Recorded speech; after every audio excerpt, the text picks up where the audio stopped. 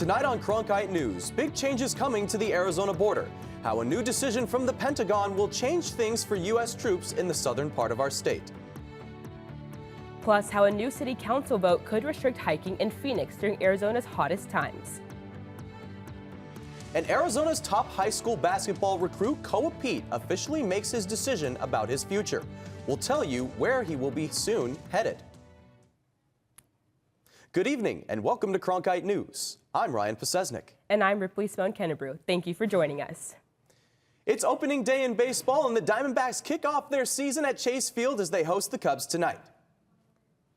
Let's head right out to the ballpark where Ben Paris is standing for Game 1 of 162. Ben, the D-backs are looking for a comeback this year. Yeah, that's exactly right, Ryan. And the Diamondbacks, who missed out on the postseason by just one game to end last season, well, you can bet that their manager, Torey Lovullo, has one goal in mind, and that's to play in the postseason in 2025. And the Diamondbacks believe that they have the pitching staff to get them there this year after signing Corbin Burnes to a $210 million contract during the offseason. And opening day is, of course, a very special day for baseball fans who are full of optimism and get excited for what's to come in the season to come. We talked to some Diamondbacks fans earlier today who are excited for this season and expect a postseason run. You never know what's going to happen. Once you get into the playoffs, anything could happen once you make the playoffs. It's a whole new season, and it's a new brand of baseball, and you know, everybody's, you know, revved up a little bit more than the regular season, and you just don't know what's going to happen. For fans who want to make their way down to the ballpark and snag a last-minute ticket for opening day, the cheapest tickets right now are right about $81, according to TickPick. We're going to have much more on opening day coming up in sports. And for now, at Chase Field, I'm Ben Paris, Cronkite News.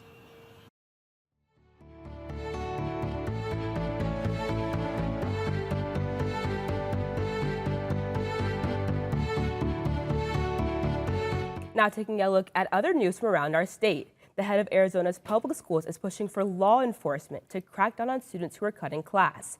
Superintendent Tom Horn is urging police and local sheriffs to cite parents if they knowingly allow their kids to miss school, which is a Class 3 misdemeanor. Maricopa County Sheriff Jerry Sheridan joined Horn during a press conference yesterday and said his deputies will enforce the law. If parents refuse to have their kids attend school, that's also a crime. And so law enforcement's primary duty is to keep people safe, but I would say a close second is to make sure our kids are safe and in school. According to Helios Education Foundation and West End, nearly 30% of students miss at least 18 days of class during the 2022 to 2023 school year. U.S. troops will now be allowed to patrol the Arizona border with Mexico, alongside Customs and Border Protection agents. The change comes after an authorization by the Pentagon. Hundreds of troops stationed at Fort Huachuca are now able to patrol the area both on foot and in military vehicles to search for illegal activity in the area. But arresting those suspected of crossing the border illegally is still the responsibility of Border Patrol.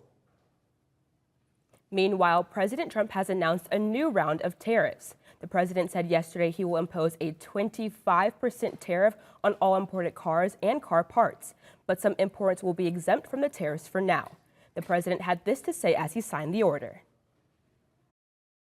This is the beginning of Liberation Day in America, and what we're going to be doing is a 25% tariff on all cars that are not made in the United States. If they're made in the United States, there's absolutely no tariff. We start off with a 2.5% base, which is what we were at, and we go to 25%. Stock prices of General Motors, Ford, and Stellantis fell after the announcement. The new tariff goes into effect next month, and some experts say the prices for cars could go up. Another thing headed up, the temperature. The valley is known for its scorching temps during the summer.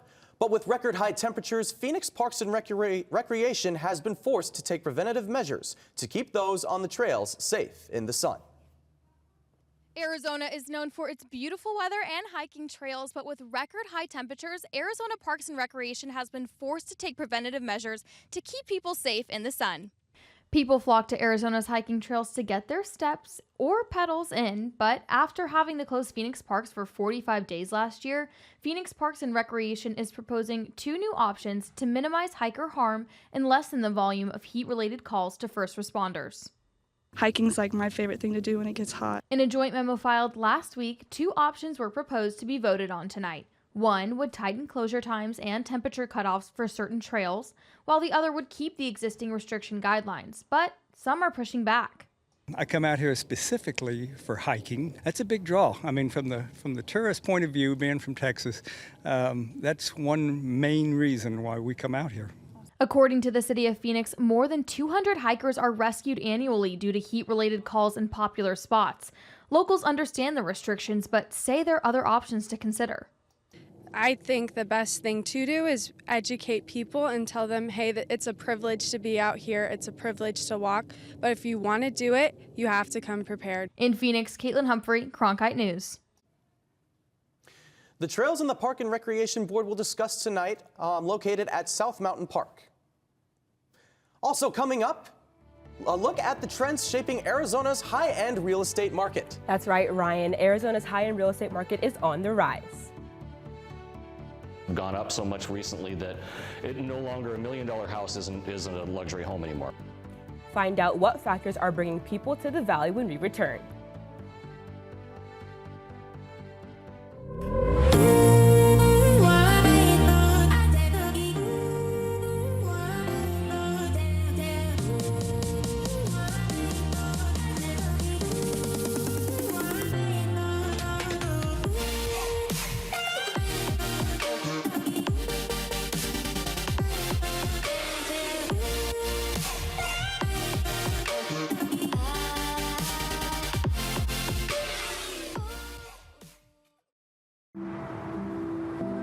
As a teacher, you just want to reach people. You want to make a difference. You want to help them. I have an opportunity to do something I never imagined I would be able to do. Go out and build the best biology class the world has ever seen. When you go into Dreamscape Learn, you put on a set of goggles and you can go anywhere. You can be anyone and do anything. The thing about Arizona State University is they're always thinking about what's next. We can create virtual reality experiences so that you can learn by exploring in a virtual world the way that scientists explore in the real world. And kids can feel that. All these emotions are what help the brain encode information. When I see a student come out of VR, the look on their face is nothing like I've ever seen when I finish a lecture. They look so happy to be there in that moment. You know that you've reached them. 3, 2, 1. Coming up on the cut. Coming up on the cut. Coming up on the cut. How students can build their broadcast journalism portfolio with opportunities to learn more about on-air reporting and studio production.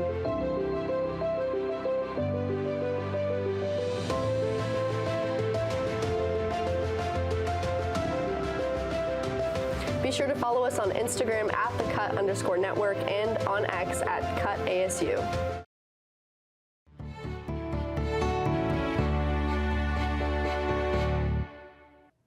French President Emmanuel Macron proposed sending military forces to what he called strategic locations in Ukraine. Ukrainian President Volodymyr Zelensky was in Paris today and visited with Macron and the British Prime Minister Keir Starmer to discuss the war with Russia. No lifting of any kind of sanctions until Russia will stop this war. And I think more pressure on it, more packages of sanctions, this is important. Macron also proposed the idea of a British and French team to be sent to Ukraine to help with Kyiv, to prepare for what, quote, format of tomorrow's Ukrainian army. Meanwhile, tragic news out of the Egyptian coast of the Red Sea. A tourist submarine sank off the Egyptian coast today. Officials say that at least 6 people are dead and 9 are injured but recovered. The submarine was about a half-mile from shore. The sub was on a routine underwater excursion to view the coral reef by a nearby resort. City officials say that all 45 tourists aboard are Russian nationals. And in a statement And in a statement today, Robert F. Kennedy Jr. announced he would be laying off 20,000 workers from Health and Human Services. Kennedy said it would be, quote, a painful time for HHS workers while he works to overhaul the department. Back here in the Valley, affordable home prices are a concern for many, but homes on the other side of the spectrum are also in demand. That's right, the luxury home market is heating up, and as Alyssa Firestone tells us, we're quickly becoming a hot shot for high-end real estate. The luxury home market in Arizona is currently seeing significant rise in both sales and listings, with more high-end properties popping up across the state. We have many more homes in this market than ever before that are north of 10 million. Mark Stapp, a professor of real estate at ASU, believes a combination of factors, including Arizona's warm weather and economy, is drawing in buyers. You have athletes, expanding economy, and that expanding economy was expanding not only in terms of gross number of jobs, but in the quality of those jobs. The luxury market is so attractive that it caught the eye of Ryan Serhant, a TV personality and real estate broker in New York. Serhant's designated broker Todd Lee says after seeing the market's potential, the company opened an office in Arizona, making this their first West Coast expansion. So if you look at a house that was $1.5 million to $2 million, it's about a 16% year-over-year increase in value. But if you're looking at the $3 million and up price point, it was over 41% up from last year. According to the Arizona Regional Multiple Listing Service covering Maricopa County, 85 single-family homes priced between $2 and $3 million were sold in February, and 64 homes over $3 million were sold. Some luxury homes, like this $2.5 million home in Scottsdale, have a sliding wall of windows that take the inside to the outside. Serhant realtor Mary Jo Steven explains the luxury market appeals to lots of different buyers. I'm seeing a lot of local buyers. I am still seeing a good amount of buyers from other states. A lot of folks still on the West Coast. But we're also seeing a good amount from the East Coast or even the Midwest. And while many home buyers are waiting out high interest rates, Stapp says luxury home buyers generally aren't influenced by this part of the economy. As long as they continue to see their wealth increase, so stock market does well, nothing terrible happens in the overall economy, I see it continuing. In Scottsdale, Alyssa Firestone, Cronkite News. Well, if you're going out on any house tours around the valley anytime soon, you can expect some pretty nice temperatures coming up. Yeah, that's right, Ryan, and the same thing can be said for up north, although you may need a jacket. Ariel Nelson joins us now. Ariel, what can we expect this weekend? We can definitely expect some gorgeous temperatures and some gorgeous conditions, especially if you're thinking about going on a house tour like Alyssa was talking about. As you can see here for our evening planner, we're going to start here first. We're starting out the evening in the mid to high 80s, but by tonight around 10 o'clock p.m., we're going to make our way down to 80 degrees. So certainly a warmer evening than we've been experiencing so far this year. Now let's take a look at our lower temperatures across the state. We've got 44 degrees in Page, our state low at 26 degrees in the Grand Canyon, 48 degrees in Kingman, and 60 degrees here in Phoenix. Moving on to those high temperatures across the state, we've got 66 degrees in Page, 68 degrees in Sedona. In case you were thinking about looking at some of those luxury homes over in that area or even a hike, it's perfect weather for that. And 87 degrees in Tucson for our state high, with 83 degrees in Phoenix as our high. We're looking at some warm temperatures tomorrow. As I said, we're looking at a high of 82 degrees with some clouds on Friday. But as we make our way through the weekend, we're seeing some partially cloudy conditions. And by Monday, we're going to see some clouds rolling in with a high of 85 degrees. This week, we're looking at some temperatures that are going to dip down to 70 degrees by Friday with a low of 58 by Friday as well. So those warm temperatures that we've been experiencing for the past few weeks certainly won't be sticking around. With the Cronkite Weather Center, I'm Ariel Nelson, sending it back to the desk. Thanks, Ariel. Coming up next, the Cronkite Sports Report, including a big announcement from the best high school basketball player in the state. But that's not the only big announcement. You know, and I think this is time and this is right and it feels right in my heart. After the break, more on the big news from this legendary coach.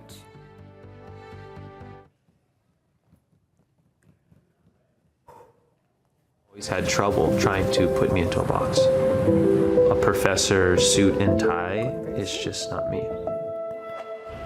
Without the ocean, I don't know what I would do. You know, the ocean's always been there for me. As Hawaiian people, we believe that the coral is the first living being to come out of the darkness. It's the foundation of our entire lifestyle, and that's what my research is about.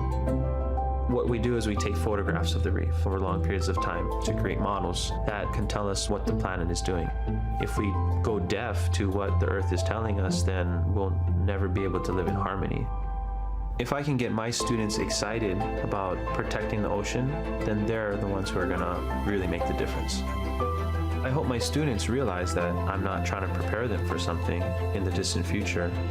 Their time is now at Arizona State University.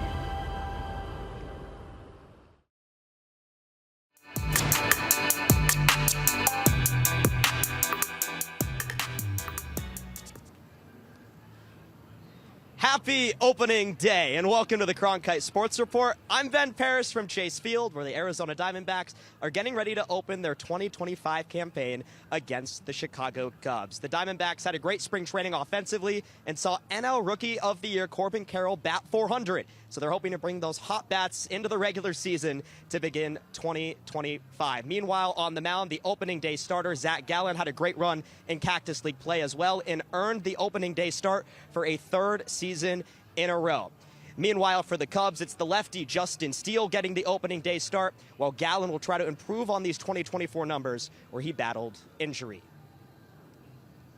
Now on to some major basketball news. As the best high school basketball player in the state, Koa Pete announced where he'll play his college ball. The Perry High School forward and McDonald's All-American made the announcement on the Pat McAfee Show.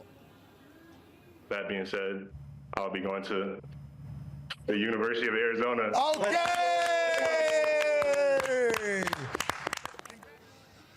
And you just know that Arizona Wildcat fans are loving that announcement, but it was a special moment for Pete's high school coach as well, Sam Dwayne, who gave props to his player. Now, Dwayne is a high school coaching legend in the state of Arizona, and as Brady Poplar reports, he had an announcement of his own this week. After winning his fourth straight state championship, Perry High School boys basketball head coach Sam Dwayne announced he has stepped down, bringing an end to an amazing 26 seasons overall as a head coach. When you know, and I think this is time and this is right and it feels right in my heart. Dwayne is one of the most decorated coaches in Arizona history, winning 8 state titles in the highest classification, which is tied for the most at the highest level. Senior Perry guard Nono Brown reflects on his head coach. He's the hardest working guy in the locker room, so that's what he so much energy, so much passion. He loves the game. He loves the game of basketball more than anybody I know. So it's so easy to play for someone like that. It's like having a teacher that loves teaching. So it's easy to play for that. Dwayne has been a role model for his players, and for Dwayne, he didn't have to look far to find his greatest role model, his father, Sam Sr., whom he played for and coached with. Playing for him really allowed me to understand the game. I was never even close to where he's at as a coach. He's been my greatest mentor. A bittersweet day for Dwayne, who's moving on to another opportunity. Next up for Dwayne, he said he'll be taking a job at Mesa Public Schools at the district level, where he'll be a compliance and a character coach. In Gilbert, Brady Poplar, Cronkite News. Now, speaking of the Wildcats, Arizona is continuing their March Madness run as the Sweet 16 games begin tonight. And for Arizona, well, they've run into a familiar matchup and will have a rematch against Duke, a team that many are saying is still the tournament favorite. And Duke, meanwhile, is running into a familiar foe in Arizona's Caleb Love. Love, who's a former Tar Heel, has been on Duke's radar for quite some time and will play against them tonight for the 10th time in his career. Love has tallied up numbers in his career against Duke, averaging 15.9 points per game, 4.2 assists per game, and 3.3 rebounds a game, all while shooting 37.6% from the field. Love has plenty of minutes against Duke and is treating this one just like any other game. We've been so locked in, since we got here, since we found out, we got to play Duke, and, we're not shying away from anything, and we're not running away from the fact that, this is another game, and, this is a game that we have to, win. In ASU news now, the school finally announced and officially announced Molly Miller as the school's new women's basketball coach in a press conference yesterday at Papago Golf Club. Less than a week after Miller led GCU to their first ever appearance in program history to the NCAA tournament, she enthusiastically announced her vision for the ASU program, which hasn't made the tournament since 2019 under Charlie Turner Thorne. Well, CTT was actually in attendance in support of Miller and wants to make the ASU basketball program something the community can be proud of once again. And your first year. Let's go! That's my, let's go! Like, you're gonna be my people. I can't wait to ingrain myself in the student body and have you all come see a fun brand of basketball, but something you're gonna be really, really proud of to represent Arizona State. Back to baseball now, where the Arizona Diamondbacks will kick off their season against the Chicago Cubs. And for Cubs infielder Gage Workman, it's going to be a special night for the Chandler-born player who, as Max Zepeda tells us, will be taking his very first steps on the field as a professional player tonight. After more than years in professional baseball, Chicago Cubs infielder Gage Workman has completed something he never thought he would achieve, participating in spring training just miles from his home. It's literally the closest spring training site to my house, so I get to stay at home in spring. All my family still lives here, so I got people at every single game supporting me. Couldn't work out any better for me. But Workman's journey to the big leagues began at a much younger age. Growing up in Chandler, he was surrounded by baseball his whole life, particularly on the shoulders of his father, Whit Workman, who played just 4 years before the Los Angeles Dodgers released him in 1999, ending his short-lived career. I was definitely in the category, I hope my son would play baseball. We started playing catch when he was in diapers, probably, like really, really young age. But Gage's true baseball skills began to shine not far down the road at Basha High School, where under the leadership of those like assistant coach Kirk Popkins, who remains on Basha's staff to this day, he instantly recognized how special Gage truly was. He worked his butt off. I mean, he used to hit like 4 times a day some days. He'd hit in the morning with his dad, and then he'd come hit at lunchtime, and sometimes be late for class getting back. And you knew what his goals were, and you knew he had the talent to get there. I just had good coaches like Pop at Basha who were always available at the field to work with me, and then my dad and mom always around to get me places. Now the baseball gods are looking down with glee on Workman as he expects to make his major league debut in the place he grew up attending games, and even more importantly, achieve something that his father, who inspired him to play the game, never got the chance to do. I don't know if it'll be excitement or nerves or whatever it may be. I think it'll just kind of happen how it happens that day. But, I mean, I couldn't have drawn it up any better. For any ball player, the dream of reaching the major leagues is one that is just as hard to describe as is to physically obtain. But Workman will now get his chance in the city where it all began. In Mesa, Max Zepeda, Cronkite News. Thanks, Max, and I'm sure Workman will have plenty of friends and family watching the game tonight as he makes his major league debut. And the Diamondbacks, well, they have pulled out all of the stops for opening day. Plenty of festivities. The first 20,000 fans into the stadium tonight will get rally towels. They'll have a flyover from Luke Air Force Base. Arizona State football coach Kenny Dillingham is set to throw out the first pitch, and fans will love that the roof will be open at Chase Field for opening day tonight. It's going to be an exciting time as we get baseball season underway. That's going to do it for the Cronkite Sports Report. I'm Ben Paris signing off from Chase Field. Coming up next, an iconic Phoenix TV show will be receiving a ceremonial street sign soon. The new sign will be situated right near a mural of the cast of the show. When we come back, find out where the sign will be located and what iconic show it will be commemorating.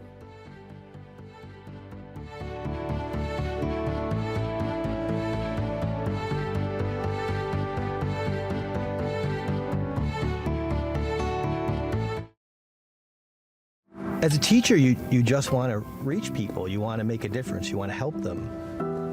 I have an opportunity to do something I never imagined I would be able to do. Go out and build the best biology class the world has ever seen. When you go into Dreamscape Learn, you put on a set of goggles and you can go anywhere. You can be anyone and do anything. thing about Arizona State University is they're always thinking about what's next. We can create virtual reality experiences so that you can learn by exploring in a virtual world the way that scientists explore in the real world. And kids can feel that. All these emotions are what help the brain encode information. When I see a student come out of VR, the look on their face is nothing like I've ever seen when I finish a lecture. They look so happy to be there in that moment. You know that you've reached them. The iconic local TV show Wallace and Latmo will be memorialized with a brand new street sign here in downtown Phoenix. The city approved the construction of a Wallace and Latmo Way sign that will be installed at First Avenue and McKinley. That corner is where the First Studio Gallery is located. Maybe you've seen it. The building features a mural of the main characters from the show. The building was home to KPHO TV, where Wallace and Latmo was originally produced. That's it for tonight's edition of Cronkite News. I'm Ryan Posesnik. And I'm Ripley Simone Kennebrew. Thank you for joining us. And to see top Arizona stories anytime, log on to cronkitenews.azpbs.org.